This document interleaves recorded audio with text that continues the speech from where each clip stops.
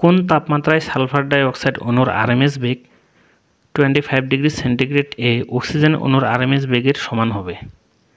Sulphur die oxide অণুর RMS বেগ oxygen অণুর RMS বেগের সমান হবে।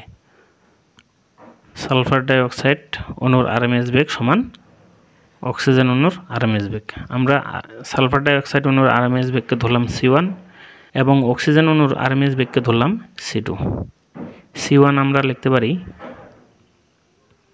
√3r T1 m1 equal √3r T2 m2, যেখানে T1 এবং m1 হলো সালফার ডাই অক্সাইড অণুর তাপমাত্রা এবং আণবিক ভর, এবং T2 এবং m2 হলো অক্সিজেন অণুর তাপমাত্রা এবং আণবিক ভর। উভয় পক্ষে বর্গ করি।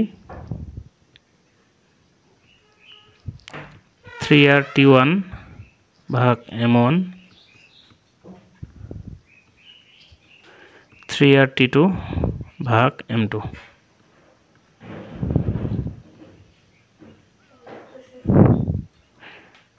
স্কয়ার রুট কাটা, স্কয়ার রুট কাটা। 3r/T1 m1 3r/T2 m2। 3 কাটা। মোলার গ্যাস ধ্রুবক R দুটি গ্যাসের জন্যই সমান, তাহলে আমরা পাই T1 m1 equal T2 m2।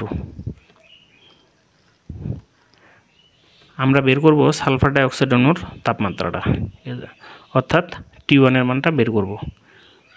T1 × m2 equal m1 × T2। T1 equal m1 × T2 m2। m1 হলো সালফার ডাই অক্সাইড অণুর আণবিক ভর, ঠিক আছে। সালফার ডাই অক্সাইড অণুর আণবিক ভর হলো সালফার 32 প্লাস অক্সিজেন 16 × 2 64।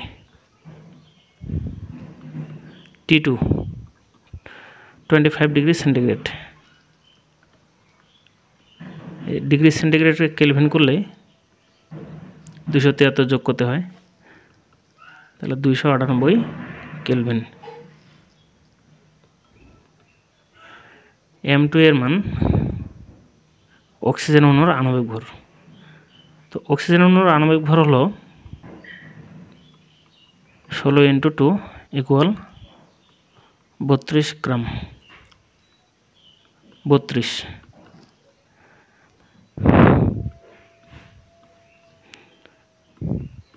অর্থাৎ T1 ইকুয়াল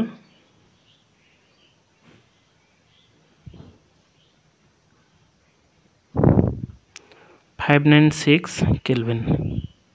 তো আমরা যদি এই মানটা থেকে 273 বিয়োগ করি, তাহলে কেলভিনটা ডিগ্রি সেন্টিগ্রেড হবে।